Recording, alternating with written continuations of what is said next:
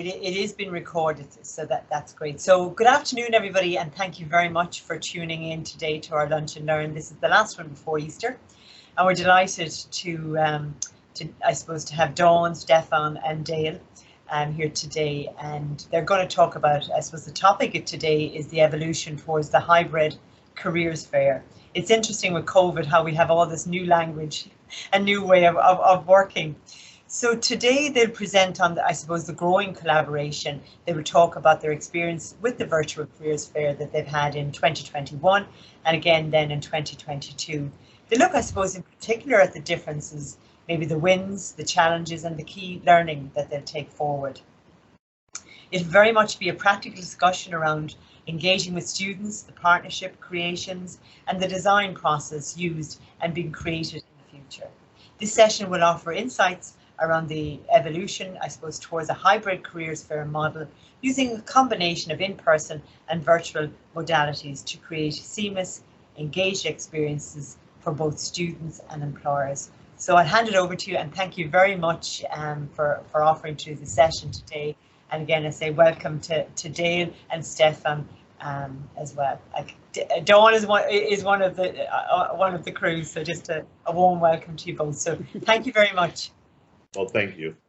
Thanks, Angela, for that. That's great, Stefan. We might put the slideshow up, and while you're doing that, I'll just kind of introduce the session today. Yeah, essentially everything that Angela said. I think this is a very timely time to be having this discussion, actually, because we're all moving to some version of the hybrid affair, the hybrid careers fair. So, you know, there are. I know that I think it's a very minority that are kind of going fully face to face. Most of us are kind of taking some version of the hybrid piece, and I suppose that's because we really want to hang on to the best of both worlds, right? You know, there were lots that the online event gave us and that gave employers and that it gave students, and we want to hang on to the best of that along with the best of the face to face that we all know and see, in terms of students actually being engaged and meeting employers and employers getting to meet our students too in the best way possible.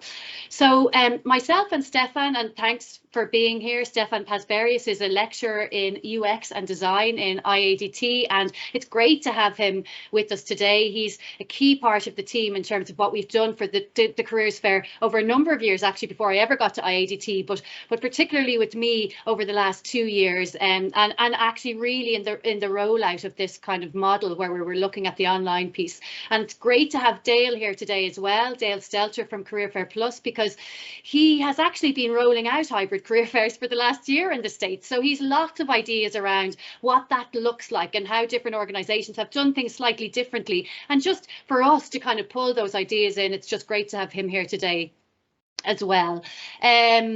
So look, you know, I'm just going to start by talking, and sorry, I'm Dawn, I'm on Careers in IADT. Most of you know me, as Angela said, but for those of you who don't, I lead Careers in IADT, and we've just had a great team there in terms of Careers Fair with Stefan, as I said, and Rebecca Roper is another person who couldn't be here today. She's on the Teaching and Learning Committee, and you know, we've really pulled the Careers Fair together primarily between the three of us as the core members of that team.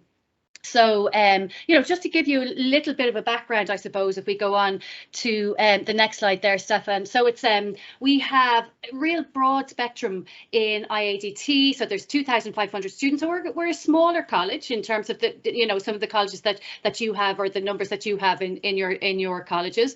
We have 2 faculties, 5 departments: art, design, business, humanities, film and media, and technology and psychology.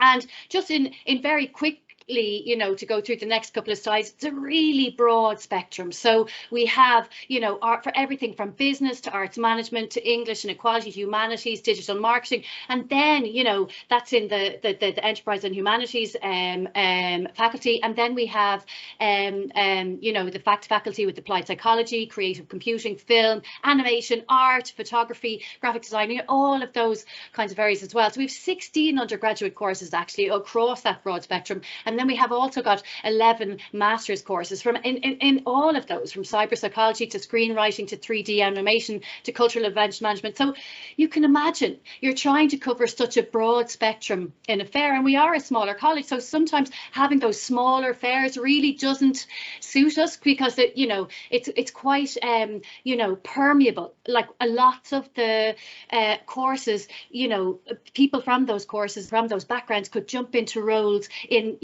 that may not be traditionally roles that they were thinking of. So it's quite permeable. The skills move from course to course in a lot of ways, and so openings are available to people from multiple courses, and we're always trying to get that message across to students as well. But I suppose then when it came to March 2020, we're all looking, as we all were, looking for kind of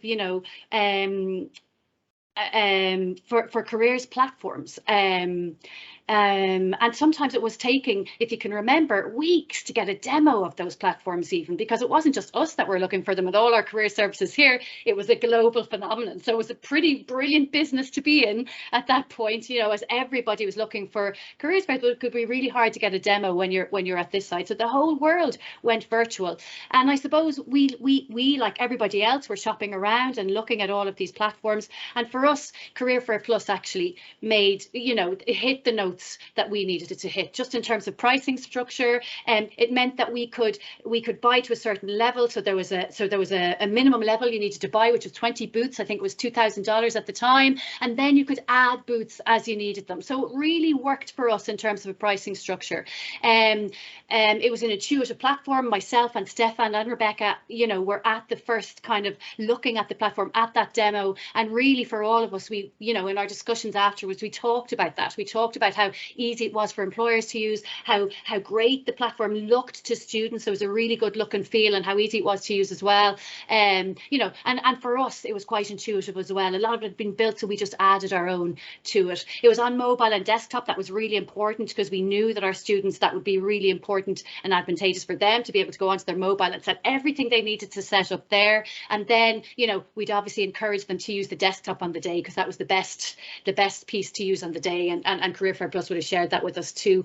And I suppose another piece was that we were able to link in other platforms. So we use a GoToWebinar platform for our webinars, and we were able to link that in terms of the webinars that we were running on the day. And for the employers as well, if there were other platforms that they were comfortable with, they could link those in terms of the group sessions or the meetings that they were having. Even though Career Fair Plus do have their own platforms as well, so you don't need to link anything in, but it's, the option was there. They could also upload videos and banners, and they made a huge difference to the piece. And I suppose Anta talked about like 2021 and 2022 and the learnings.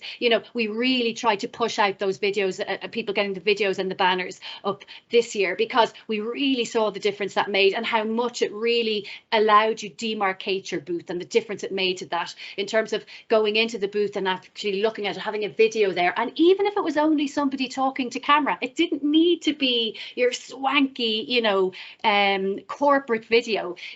Just a simple look, this is us, was as effective, so that was really good. And I suppose the key thing for us as well actually was the turnaround. So we were able to link Careers Fair Plus through Direct Connect with our Target Connect system, which we also use. And what that meant for us was that I would get employers to sign up to IADT Careers Hub, and therefore I'm still getting their collateral as well as part of my IADT Careers Hub, and Career Fair Plus would come and grab their information from there. And that turnaround was so quick. Once an employer came onto the event, within an hour that could be pulled back onto the Career Fair Plus platform, and the employer could be getting on to building their schedules. So that was huge for us in terms of just uploading and getting people on board and through the system. I suppose there are lots of reasons why we're still with Career Fair Plus, because that was the initial kind of why we bought into it. But the reasons why we're still there, as well as all of these, is, look, in terms of support, I mean, with other providers, the way you send off a support email and you could be waiting 2 to 3 hours for a response. There was never not a response within 0 to 5 minutes. I'm going to ask Dale to shut his ears now as I kind of big this up a little bit. But, I think it was probably one of the best third-party vendors in my 20-odd year career that I've ever had the pleasure of working with, and I'm watching for his head growing, and I don't want to see it, so I'm asking him to plug his ears. But so you know, everything was answered within 0 to 5 minutes. It really was, and that wasn't just on the day, you know. So it wasn't just like, oh yeah, on the day everybody was on it. It was right up. So anytime we had an issue, or there was something that we were trying to work out, and whether that was a student, whether that was me or part of the team, or whether that was an employer, you know, everybody commented on this in terms of, you know, the feedback that we got afterwards. And we actually asked about the system in all feedback afterwards as well. And you could, you know, and then, you know, this year I thought, well, you know, they can't really do any better than that. But actually, when we got onto the system this year, one of the things that was added was this chat bot. And you can see here, I'm trying to work out push notifications, and because push notifications are things that I can time and get them to send out, you know, at times that I want to specify. You know, I can do that 3 days ago, and they could set, you know, and I have it timed to go out today, which is great, you know, and then I can go on today and send more as things are happening. But, you know, at least I have think, you know, I can set things up, and you can see here that Ali is getting back to me in the chatbot and putting in what it is that I need to do, like in real time. So that was just, you know, I already thought the support was phenomenal, and then I'm doing things in real time on the platform. So I just really couldn't ask for any better than that. You know, and the other piece around you know, another reason that we're there is around the kind of community forum piece. You know, one of the things that was a real plus for us was we were able to kind of you know, it's really set out. So we were able to use the collateral from other colleges to kind of build our collateral. We weren't reinventing any wheels, you know, it's all there to use. And much like they put their collateral up, we then put our collateral up, so everybody gets to use it and to build on it. And it really meant that we weren't ever starting from scratch, that, you know, the emails that another college had sent out for, you know, to talk to employers once they had kind of were onboarding them were the same emails that I sent out as well, pretty much word for word, few date changes here and there, and that was it. So that was just like, in terms of time saving, you know, it's all there, and anything that we did then built on what was already there. So it's, you know, 85% of the stuff done. You couldn't ask for any better than that. And I suppose finally then, you know, what we've done this year is we've kind of linked in more with, there's a licensing piece that we've kind of bought into now. So again, that if you go to the next slide there, Stefan, that, you know, the licensing, the annual licensing for the year, we're now bought into that as well. So that will allow us to use the system in lots of different ways. We're planning on using it for an interview marathon. We're planning on using it for industry events, but we're also planning on using it for events in the wider college. So we really want to get people as used to this system as they are to using kind of MS Teams, to Blackboard, to, you know, to all of those other systems, you know, so that when it comes around to the next careers fair, that it's just, you know, it's intuitive anyway, but it's something that they're well used to using. You know, you can never get enough of that. So on the run up to the fair then, you know, we had a lot, you know, we knew the fair was going to be virtual. We had to make that call, even though it was just after when things opened up, lots of kind of practicalities around that. But we had to make that call, so it was virtual. So on the run up to the event, as things were opening up, because I think it was February the 28th, and this was on when things opened up, and this fair was on March the 9th, we then wanted to make things as physical as well as possible. So we took every opportunity on the run up to the fair to make things physical. So we had CV and tea, you know, you get your CV, or this was a CV or portfolio clinic, and you get to enjoy a free cup of tea or coffee. So we threw some money into the canteen to allow people to go in and have a free tea and coffee once they had come to a CV or a portfolio clinic. We also had a number of events like we would always have running up to the careers fair, and the first event was attended by 75 plus people, which was great. You know, we had pizza for all of these events, so that was another kind of pull in. You know, we did LinkedIn, we did Going Global, we did we had graduates come back and talk about their experiences, and we also had employers come and talk about the best and the worst they'd ever seen of interviews in an employers panel.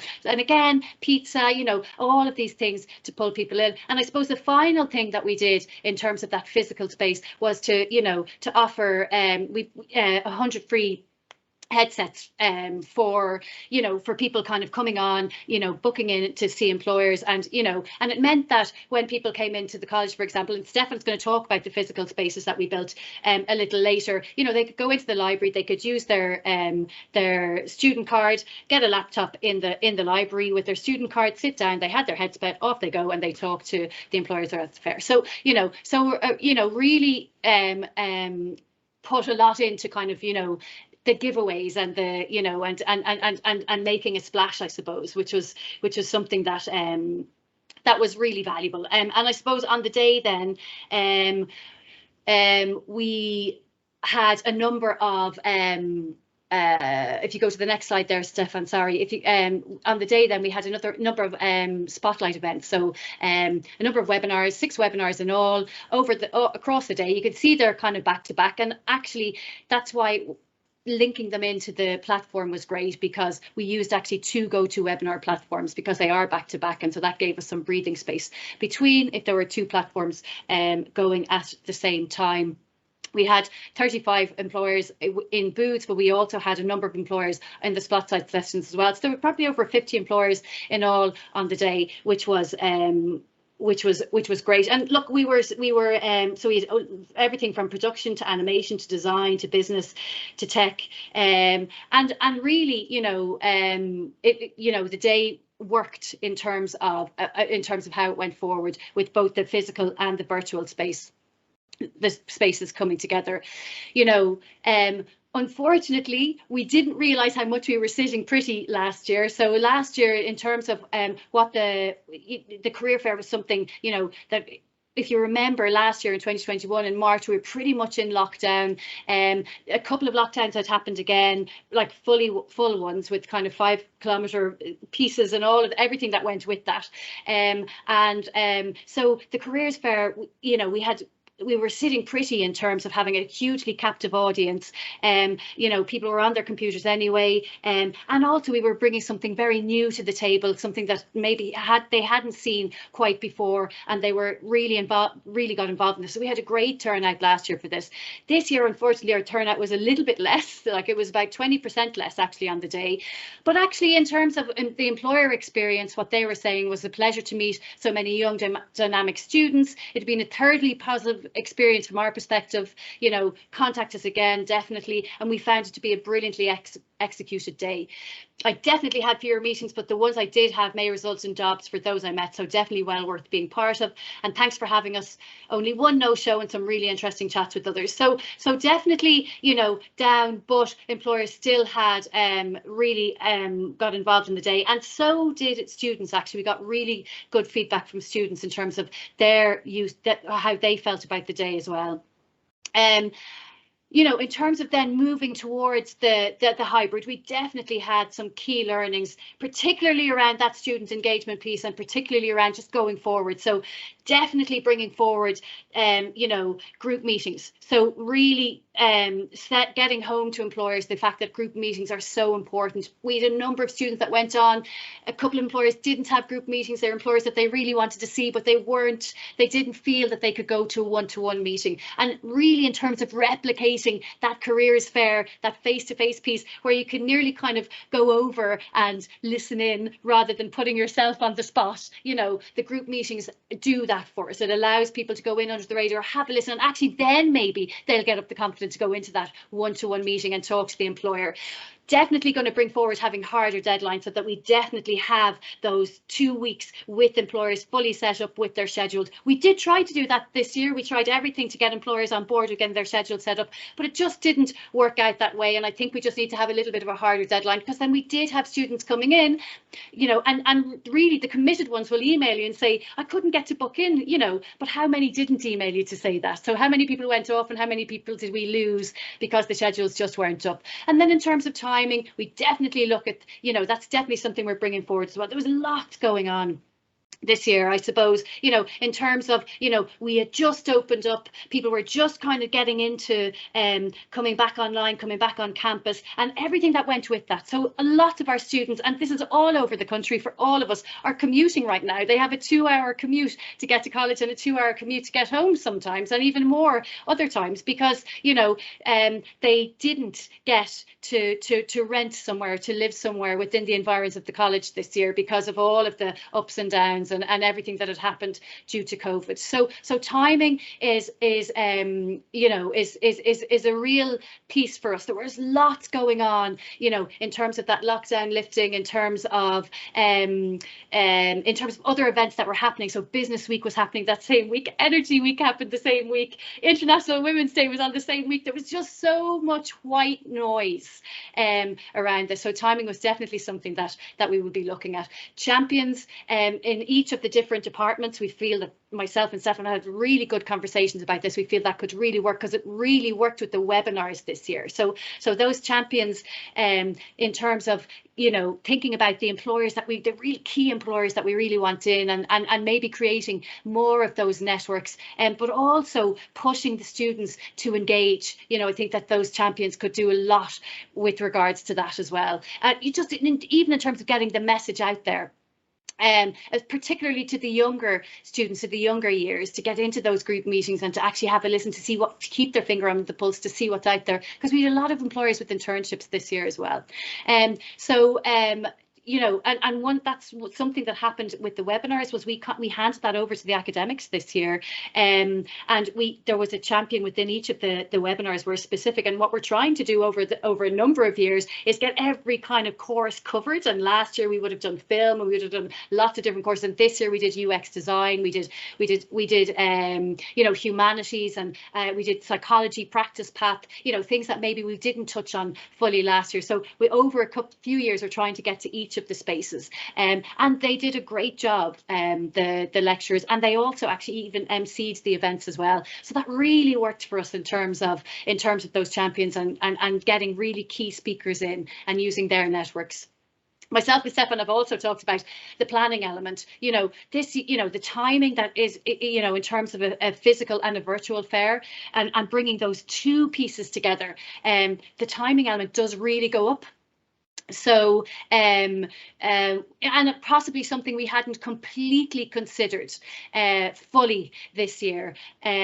So one of the things that we're definitely going to do is have all of that visual collateral, that printing collateral that we need for the physical piece, designed, done, on the head, ready to print in January, so that actually we do have that, you know, even though the fair isn't until March, we do have that 2 months to really focus in on that stuff, so that we don't have to keep as many plates spinning as we can. And just as we're talking about that physical piece, I'm going to hand over to Stefan now so that he can show you some of what that was, you know, added to what we were doing in the virtual space. Thanks. I thought Dale was next, so I skipped through my slides here. Can you hear me, everyone? We sure can. Yeah, we can. Sure. Yes. Okay. Great to be here. Thanks for that, Dawn. Yeah, it was a great event. As Dawn mentioned earlier on, my name is Stefan Paz. I'm a lecturer in design and UX and that kind of space. So I've always kind of been interested in championing the possibility of students getting employment and that kind of thing. So even before Dawn was with us in the dark days, I was involved in running a careers fair for just only really for, it was called an employers forum, and it was only really for my department and with the student groups that I worked in, because they were niche jobs like, you know, visual designer or UX designer. And obviously that industry has exploded since then. So when Dawn came in, it made sense to do something for the entire institute, which is growing every year, which is great. And I'm delighted to be involved in it. But my experience with the Career Fair Plus has been equally positive. I mean, it only really started when we were, as Dawn said, when we were all in lockdown, and it was one of those real examples. Like, lockdown has been rubbish for everyone. We all know that, and we are all in agreement with that. But it's funny with lockdown, there's a couple of things, a couple of key points that everyone I think can identify with that really made us rethink the way we were doing things. And in a roundabout way, it's been a positive thing. For me and for us, I think Career Fair Plus and this virtual forum and way for students and employers to speak and to work together has been a real advantage and a real positive, thanks to COVID. So I'll keep it quick. So essentially what we wanted to do was to create something that was unique and branded to reinforce the integrity of the event. I think you're probably all aware that IADT, what we do and what we do very well is design stuff and brand and market and build stuff up that has a presence, that has a personality, the persona, and has, you know, some kind of a campaign. So I just want to show you some of the work that we had done in that space. So some of the things that I had worked on were, you know, getting the communications out to staff and students early. I think we had mentioned that we wanted to stitch the Employers Forum and Careers Fair. I keep saying Employers Forum, but I mean Careers Fair. What we wanted to do was to stitch the kind of the idea of that career fair into the fabric of IADT so that staff and students were aware of what we were doing from September. We created a bespoke news item that everyone could see on the website. We had QR codes on collateral everywhere so that students, when they saw the collateral on campus, they were able to bring up their phone to whatever it was, a poster or a cling or a whatever, and kind of take a picture of that and then register themselves on the system. Obviously, Dawn's great idea was to offer freebies and swag. I've recently learned that that's what the kids are calling free stuff, swag. I didn't know that. I now know it. So we had T-shirts and headphones with branded things and stuff like that. I think in terms of how to use these things, we had to be considerate of the digital literacy of some of the users. So we had some bespoke video tutorials, which I think worked quite well, and then signage and wayfinding around the campus. So yeah, here's an example of the kind of what we call a cling that you could see in the student restaurant. So it had lots of things, like it had a kind of a very rough timetable. It had some tips and tricks, and it's at some of the different events that the students could sign on to. And then of course we had the QR codes. So when students walked around the campus or they went in somewhere, they could look at this, scan it, enter their name on it, sign up on their phone, download their app on their phone. That kind of thing is really handy. You all know yourselves that the students are deadly on their phones now, compared to even 5-6 years ago. So we were able to see a growth rate in that respect by putting a poster up on campus, seeing a student go up, they notice something, they scan it, they sign themselves up in the system, they get a new set of headphones, they sign themselves in for an interview piece with a company, for example, and then so there's real traction, or there's real evidence of onboarding that way, which I think worked quite well for us. I have evidence of some of the printing. So these things, we have these easel things in the institute, and what we did was we printed out lots of these, and we put them all around the place. And what was good was we were able to put tips and tricks, so tips during the fair, things to consider that we would have put in a group email anyway. The students see all this stuff in an email, or they see it in a news item, but it doesn't always go in. When they see it, like in this context, they might stop and look at it and then maybe consider it from a different perspective. We had dedicated spaces as well, which again, another good idea of Dawn. We had dedicated spaces so that students who didn't want to do one-on-ones with companies or whatever from home, they were able to do that in dedicated spaces on campus. And those of them who did that got the free headphones, and then they had their own little laptop, and they were able to go away in a corner and work quietly.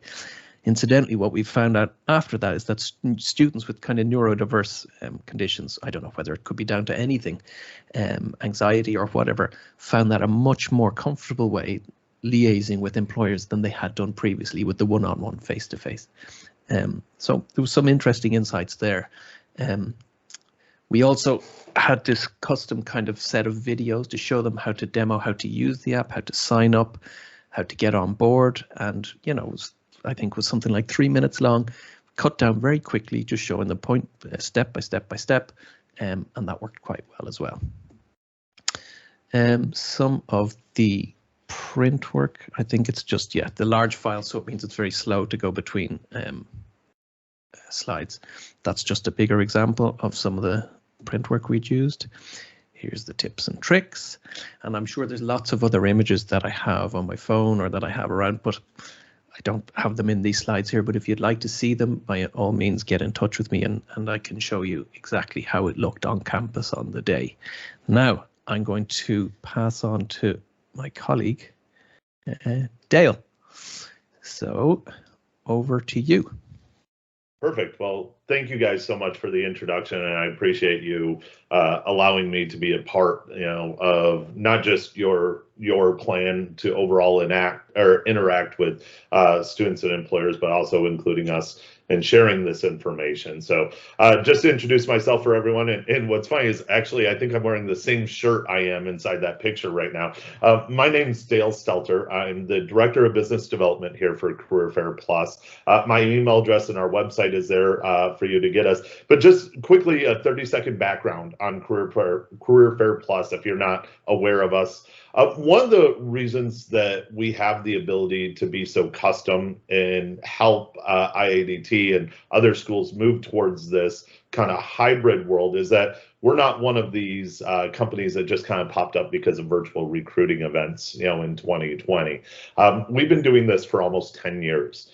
We started off as a mobile companion application for in-person career fairs at colleges and universities, both here inside the US, UK, and Ireland, and we've expanded out to about 10 different countries around the world. What makes us really unique is the fact that we were able to have a completely built out in-person platform, transition that over to a virtual platform, and now that schools are starting to look at how to best engage with employers and how to best engage with their students, because there's benefits to both. How do we merge that into what most people are calling a hybrid recruiting event platform, right? So that's the biggest advantage that we kind of have inside this industry. Go ahead over to the next slide.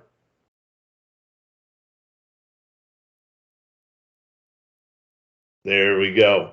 So the first question that a lot of people ask when they come inside and when they start thinking about, looking at their events this year and what should I do, the very first question they have is, why hybrid, right? Specifically talking about your area of the globe, the EU is more connected than ever, right? And while we're all excited to get back to in person, we don't want to exclude the long distance relationships that schools have actually expanded over the last 2 years. So you're having more employers being able to visit you from all over the world that maybe not have traveled there in person. There's a huge trend in schools hosting in-person and virtual events this year, and then also combining them into hybrid, whether that means a true hybrid event with different in-person and virtual sessions happening concurrently, or whether it means creating more engagement opportunities for your students through supplemental events. Virtual events are more targeted to specific groups of students and different industries. Just as a few examples, schools are hosting discussion panels on our platform, industry nights, student poster events, all sorts of great style of interactive opportunities with them. Single employer events like coffee talks, brown bag lunches, etc., have the ability to provide your employers with more interaction with your students and give them more value to it. But I think one of the biggest questions is, what actually is hybrid and how are schools hosting hybrid? Thankfully, we have the ability, because we started off in person, here inside the US, we've been helping schools transition over to hybrid events for the last year or so. Depending on what state and what regulations and everything else that they have going on. So we've identified probably about 5 different types of hybrid events that you can host. However, we've really kind of narrowed it down to 3 based upon recommendations that are individualized for each school and their student bodies and for the different styles of events. So the very first question when thinking about hybrid events that you want to ask yourself is this event a target for hybrid, right? Is this event going to benefit from a hybrid setting? So what we've noticed over here inside the United States is that we've had a lot of smaller events like accounting career fair events, where the main employers that will anchor that event are all still virtual. And if your main anchors for that event are not going to be there in person, there's not a whole lot of draw for the students to come and meet with some of the smaller employers. So those events have stayed virtual, and those events have really prospered from the virtual world and continue to stay virtual, at least in this area, this time frame. The next question is, if it's ready for hybrid, if hybrid is something I want to try to take on, what does hybrid even look like? So the three main ways that we've actually identified hybrid events and that we're helping other schools host them, number one, are what we call concurrent hybrid events, or a true hybrid event. And what that means is that you have an in-person session going on, a virtual session going on, and they're going on at the same time together. Now, there's some benefits to this model.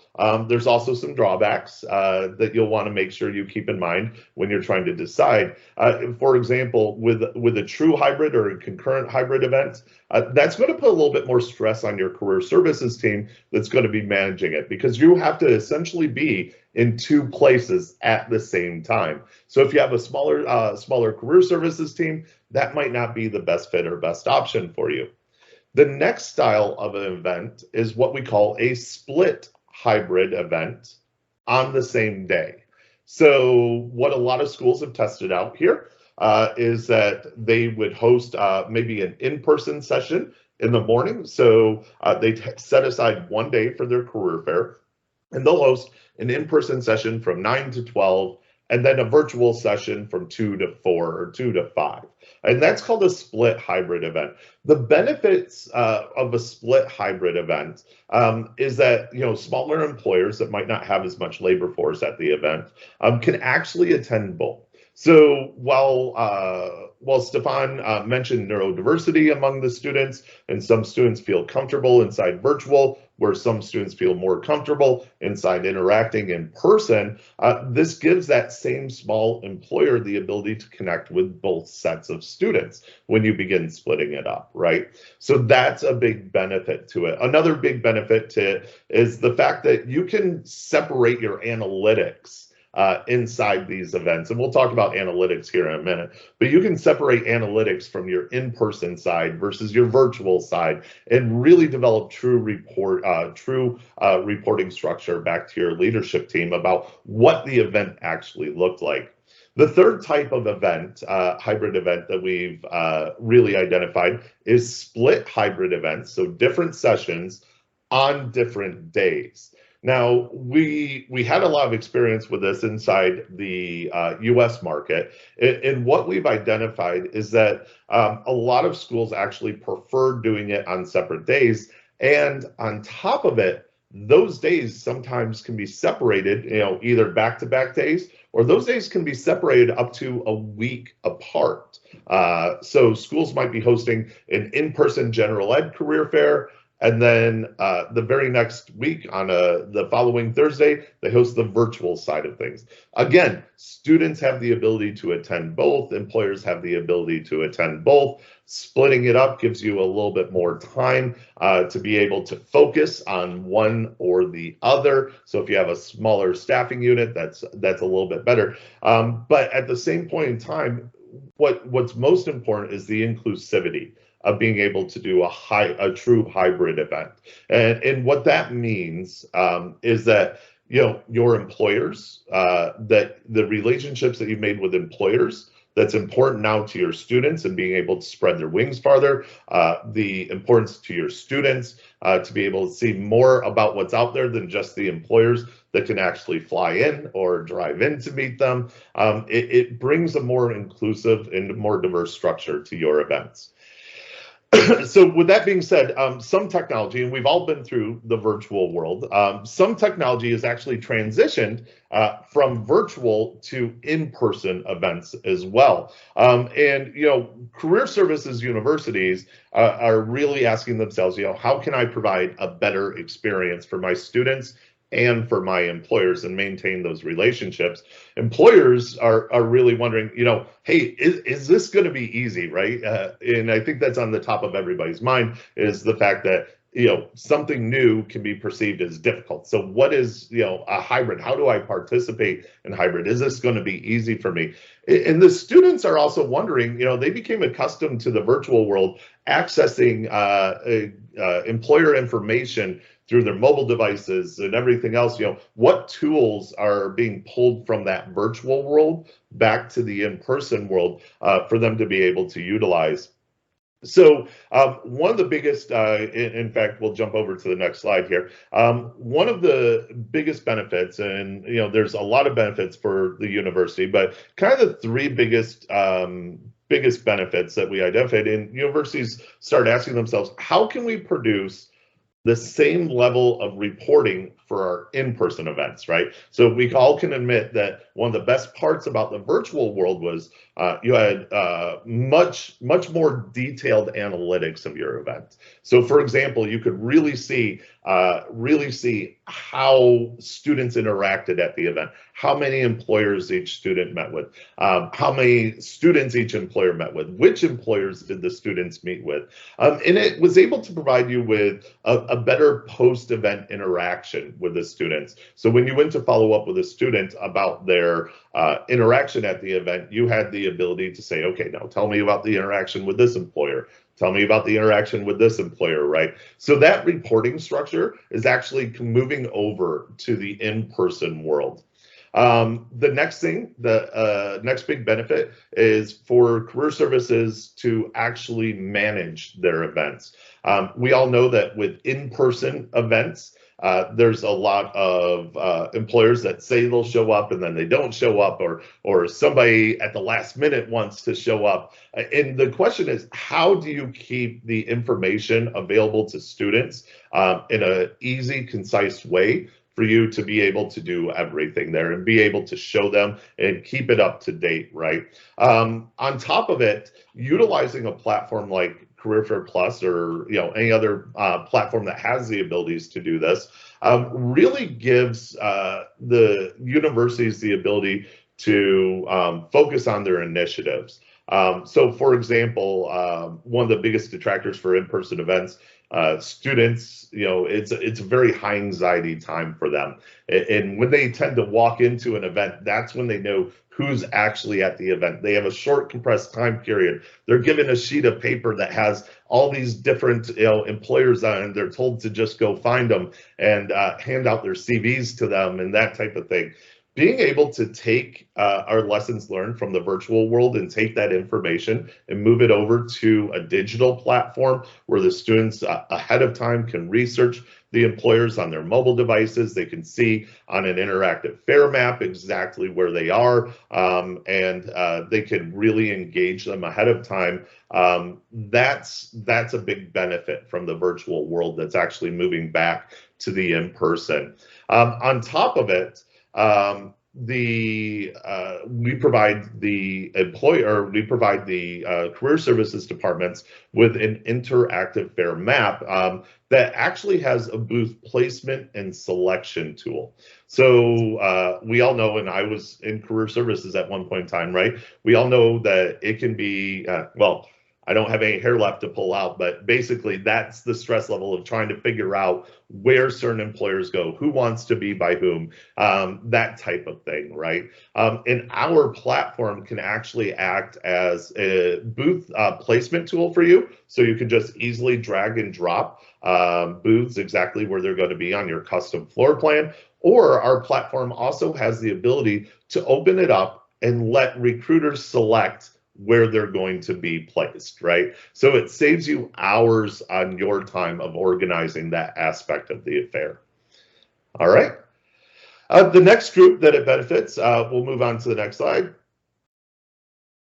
So the next group of benefits really goes to the employers, right? So when we start looking at all these benefits and what the technology is doing, we want to identify what it does for the universities, but more importantly, we want to identify how it helps us maintain our employer benefits and how it makes things easier for the students. So now what we're going to talk about is the employer benefits. So basically, what we noticed after observing in-person events and all is that Some employers had better technology than others. They would be able to come with iPads. They would try to figure out a way to collect that student data to be able to follow up with the students, to have an accurate listing of who they met with. And some employers just didn't have access to either doing that, or they didn't know how to set it up, or for any reason, they just didn't do it on the day of the event. With our new in-person platform and our new what we call our CF Plus check-in feature, basically what students do is we provide QR codes to you for every single booth that you have. Every single employer booth has a QR code that goes on top of it. The students take their phones as they walk through the event. They simply scan the QR code, hit one button, and they check themselves into that employer.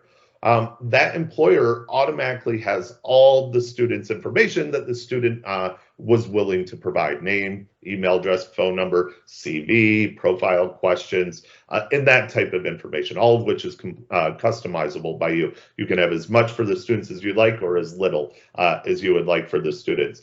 But it becomes a built-in lead capture form for that employer. So it gives them an easy way to collect all the student information, reducing the touch points, reducing the paper that goes back and forth and everything else. Talking about reducing touch points, candidates utilize their own devices to be able to check into these employers. So number one, it's a device that they're comfortable with, but number two, it's a device that only they are actually utilizing, right? So you don't want a tablet in today's day and age. You don't want an employer to bring a tablet where you have hundreds or thousands of students continuously touching the tablet without sanitizing it in between and everything else. So it reduces touch points. The candidate information is transferred over to the employer in a digital format.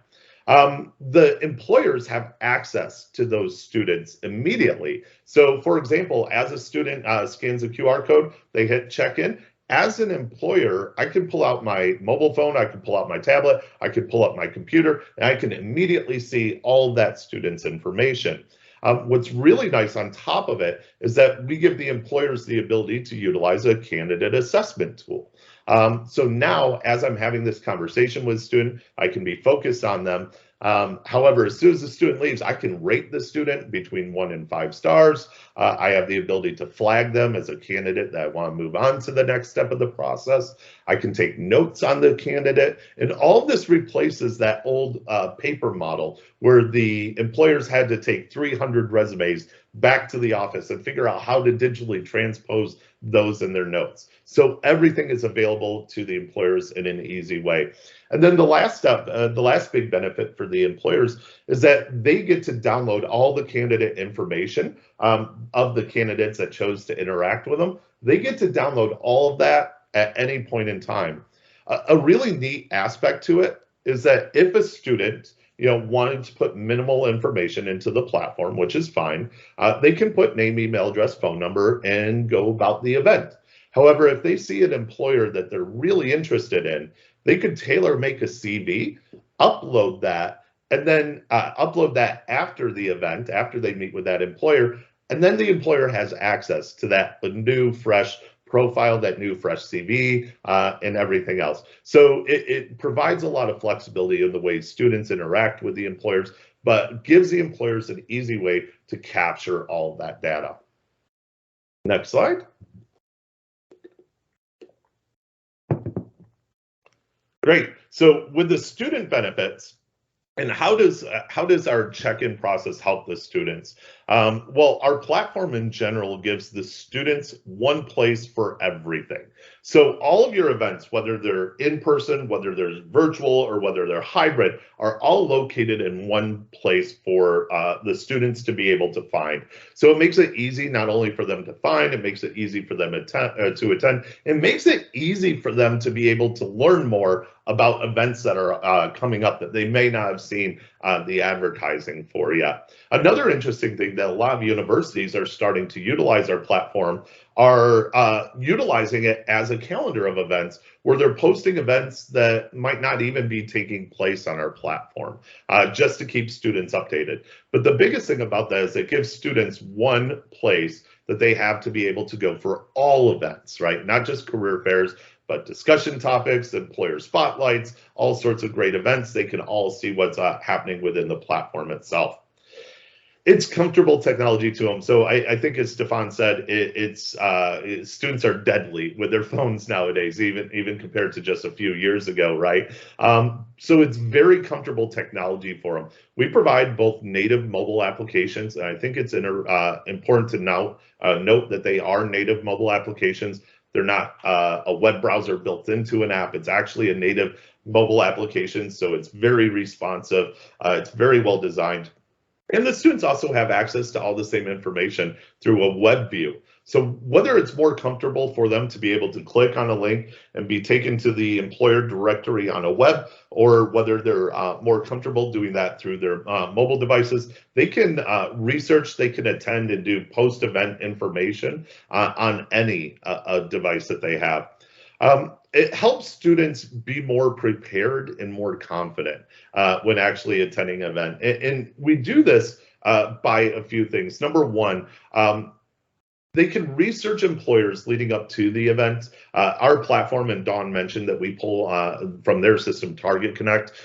We automatically extract all the employer information into our system. We check her event status twice per day, and automatically every single day pull information for new employers as they sign up. Students have the ability to see all that employer information. They're interacting with that data on a regular basis leading up to the event, so they can sort employers by what type of positions they have, where they're located, what industries they're operating in, what areas of academic study they're looking for. And it really gives students the ability to do a higher quality of research before the event.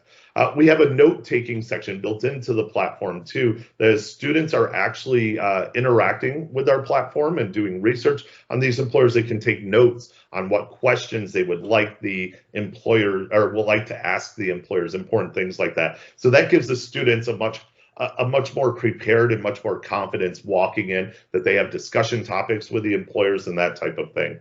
And on top of it, it gives them the ability to locate the employers on the interactive FAIR map. Lastly, they have the ability, in our platform encourages the ability to promote health and safety among your events, not just reducing touch points. We have the ability to schedule in-person interviews, as well as virtual meetings, all sorts of different things. So the biggest thing about our platform is that it's extremely flexible, and it can actually work with you to design an event that's important for you, your employers, and your students. Overall, what the employers say is that, after 10 years of doing this, is that students at in-person events or hybrid events that utilize our platform are much more prepared, and they have much higher levels of interaction than other universities that don't have as well built out of a platform. The next slide. I think that's it. I think that's it. Yeah, cool. So I'm done talking.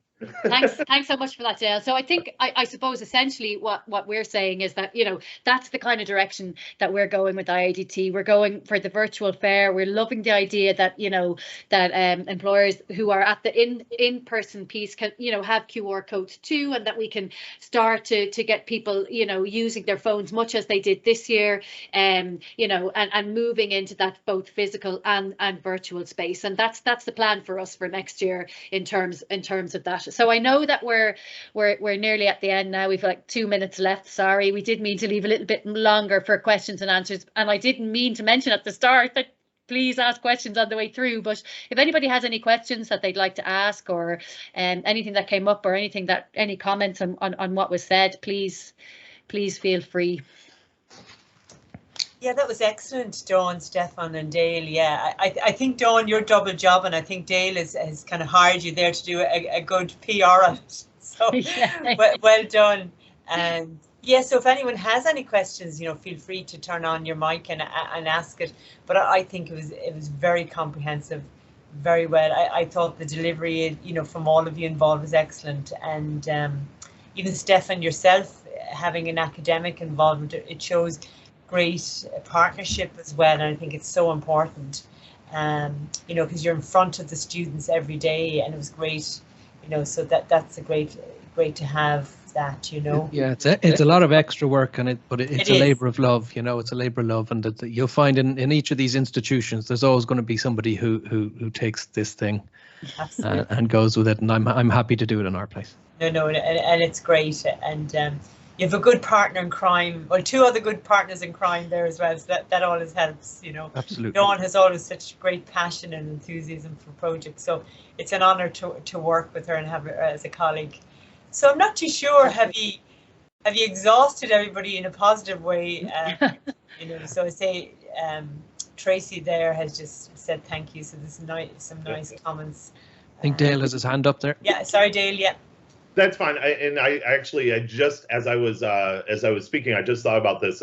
Recently, we hosted a webinar that had some major U.S. universities talking about the lessons learned that they actually went through for a full season of hybrid events. I'm going to pass that webinar information over to Dawn. So feel free, and again, it's not a sales pitch, it's literally just their experiences of people that have been doing this for a year. So I'll pass that over to Dawn. If anybody's interested, they can get that information from her.